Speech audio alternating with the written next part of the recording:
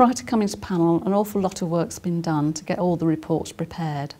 So generally people don't come to panel unless they are clear that they will be approved. The whole panel experience can on the surface feel very daunting, but in fact it's not. We're all ordinary people. We like to make people feel at ease.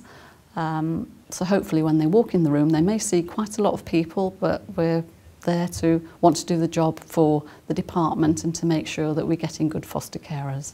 You're told that there's lots of people in there that you're going to see, they're going to ask lots of questions, a sort of overview of the questions and things. I suppose the saving grace is that if you've got this far after all the training and you're determined to become a foster carer, that to some extent it's a formality. And they just want to meet you and see that you're right for what they're asking you to do, I guess. What we want is a panel who can ask questions which are relevant to people in everyday life. Are they going to be healthy enough to do that job? How are they going to get to school? How will they keep contact going with the parents of the children they care for? So it's very important that those questions are asked by people who do those sorts of jobs. So we're lucky enough to have education experts, medical experts who sit around the table and we work together. And we bring a degree of independence. Of course, there is ultimately a decision maker, but hopefully that decision is based on all those people's input. The sort of questions you get asked are, for example, I spend a lot of time working away, and they ask questions about how Jan would cope with me being away, how we would cope with that situation. We have a 7-year-old girl, and they were interested in how we thought she would cope with it, how much she's looking forward to it, how much she knows about it, and how much she's been involved in the process, really. There shouldn't be any surprises at panel because all the work's been done beforehand.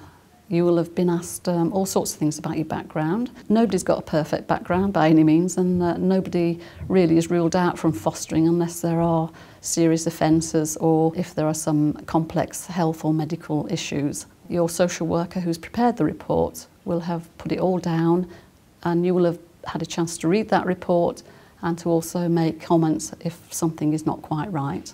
The foster panel can only recommend whether a person is suitable to foster. That recommendation goes to the agency decision maker, who will look at all the paperwork, look at what panel have asked the applicants, and will then make the final decision.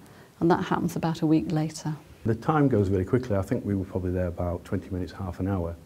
At which point we were asked to step out for a while they considered obviously the answers and things that we'd given them. We were quickly brought back into the room, and then you get those words, a bit like a driving test, isn't it?